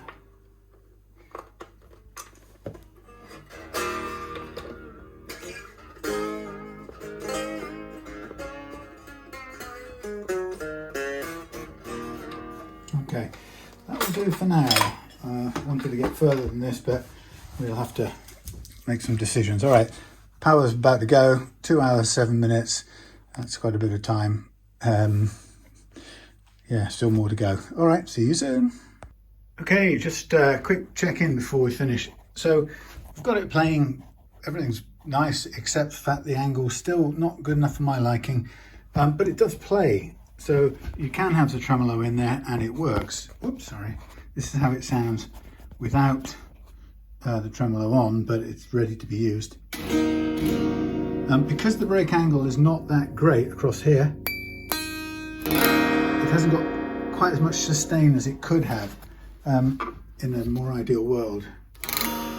But if you can live with that, then you can also use the sustain as well. Anyway, so there you go. That's Ali's EKO, EKO, Italian-made EKO, 1962. I still think a tensioning bar here, or even sort of built into here, I know it would spoil the originality. I mean, anyway, it's going to spoil the originality by putting what's it in there. I've put the intonation as far as it can go. It's probably a fraction out at the top here, but that's not bad considering. But you can see that the bridge really does want to be in an ideal world, the bridge would be 3 or 4 millimeters, 5 even this way. But that's history. 1962, don't forget. These are modern additions, and so there's a jack. But otherwise, I've done some sandpapering into these notches that I've made as far as I can, so there's no what do you call that thing, creaking.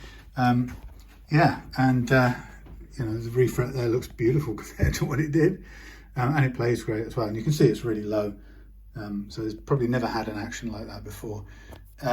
Ali's got the original cover at home for that, so that will cover that up.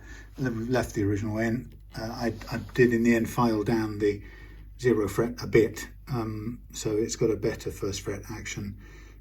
It's hard to do it, hard to be exactly sure because it's a hit and miss, but you can see it's pretty low, so I'm happy with that. And it's got a shim in there, as we know. Oh, one thing to do before we finish off is to just put the strap button back in there, and the strap button is floating around here amidst all of these bits and pieces which I have not tidied away. I'm very naughty. Somewhere is the strap button. I'll probably just go off camera and save you the misery. But anyway, another quick look at that beautiful quilt on the back of there. 1962, a year older than me, made in Italy. All right, thanks for watching. Sorry, it's not been a very good camera shoot, but I've done my best, promise.